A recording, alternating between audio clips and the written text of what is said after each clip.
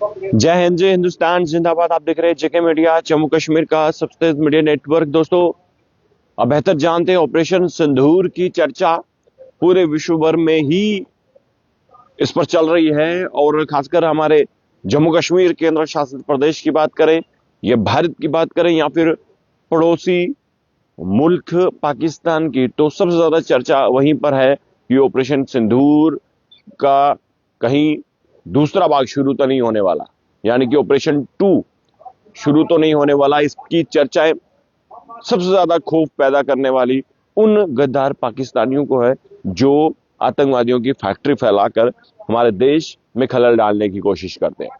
बीते कल आपने देखा कि लगभग 5 किलो के आसपास चिट्टा बरामद हुआ, और drone dropping, suspected drone dropping से जो है ये सारा मामला सामने आया, और इसमें भी पाकिस्तान की चाल थी।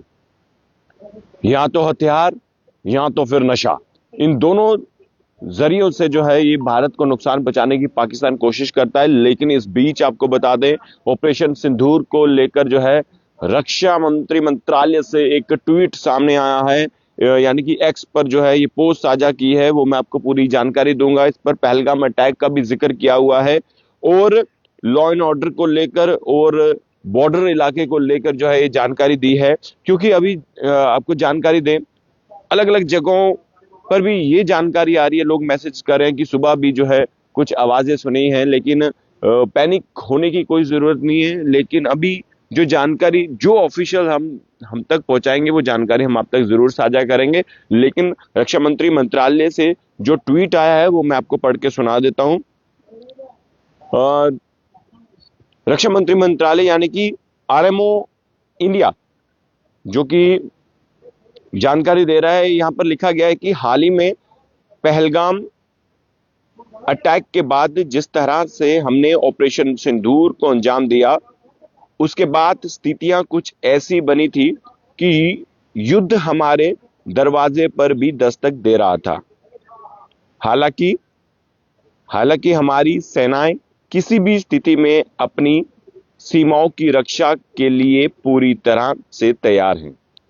लेकिन मैं बस ये कहना चाहता हूं कि दुनिया में पीस और लॉ एंड ऑर्डर में अनसर्टेनिटी बढ़ गई है। रक्षा मंत्री श्री राजनाथ सिंह। ये देखिए, ये आपको दिख रहा होगा शायद, धूप है, और ये ट्वीट जो है ये हुआ है। उसके बाद रक्षा मंत्री राजनाथ सिंह और क्या लिख रहे हैं वो भी मैं आपको पढ़ के बता देता हूं।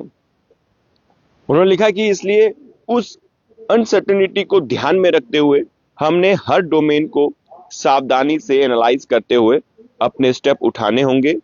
डिफेंस सेक्टर और वेलफेयर आज जिन चेंजेस से गुजर रहा है उसको स्वदेशीकरण के माध्यम से ही टैकल किया जा सकता है।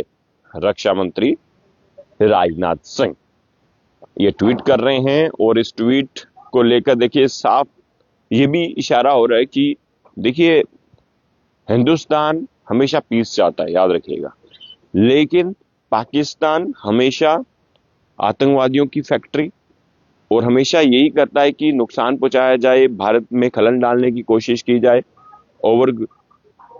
ओवरग्राउंड वर्कर्स की बात करें तो उनकी मदद से जो है जम्मू कश्मीर में खलल डालने की कोशिश करता है। जिस तरह से आपने देखा 35 करोड़ के आसपास की हीरोइन जो चिट्टा बरामद हुआ, उसके बाद ये सामने चीजें आई कि पाकिस्तान ने ड्रोन ड्रॉपिंग के माध्यम से चिट्टा यहां पर पहुंचाया, और यहाँ के जो उनके जो आंखों के इशारे से चलते हैं, हिंदुस्तान का रहते हैं लेकिन गुण पाकिस्तान का गाते हैं। ओवरग्राउंड वर्कर्स की बात कर रहा हूँ।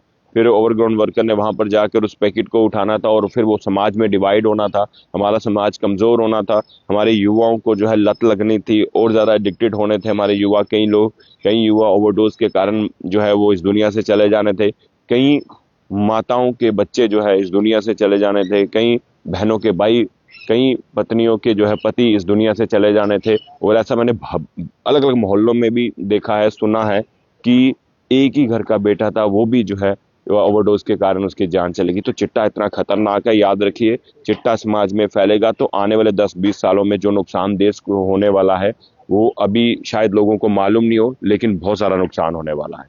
तो देखिए, ऑपरेशन सिंदूर को लेकर जो पल पल की डिटेल हम तक साझा होगी, जो ट्वीट जो रक्षा मंत्रालय हम तक साझा करेगा, वो जानकारी हम आप तक जरूर साझा करेंगे। तब तक के लिए देखते रहिए जेके मीडिया। धन्यवाद, जय हिंद।